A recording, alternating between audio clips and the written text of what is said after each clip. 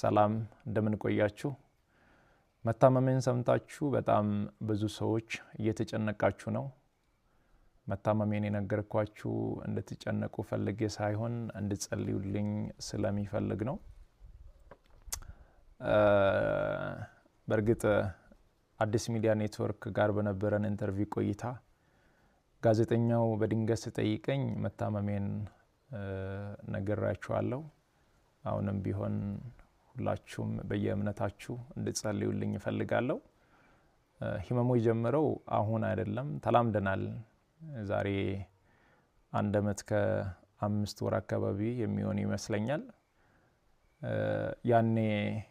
ጎፋ በመሬት ናዳ ምክንያት ወገኖቻችን በሞቱ ጊዜ ለማገዝ እዛ ነበርኩኝ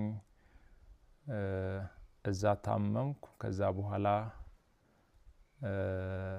ህመሙ በዛው ነው የቀጠለው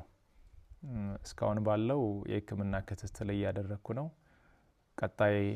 ያለው የህክምና ሁኔታ በቅርቡ ከሀገር ውጪ ሄጄ በቂ ህክምና አደርጋለሁ ህክምና ብቻ ሳይሆን በዚህ ሰዓት ለኔ የሚያስፈልገው ኢትዮጵያ እናቶች ኢትዮጵያ አባቶች ወጣቶች ሁላችሁም በየእምነታችሁ እንድትጸልዩልኝ እፈልጋለሁ እኔ ወደ ህክምናው እስከሚሄድ ድረስ የታመሙ አልጋ ላይ ያሉ ወገኖችን ያሳከመን እንቆያለን በመጨረሻም አንድ ማለት የሚፈልገው በዚህ ሰዓት ለኔ የሚያስፈልገኝ አንድ ነገር ብቻ ነው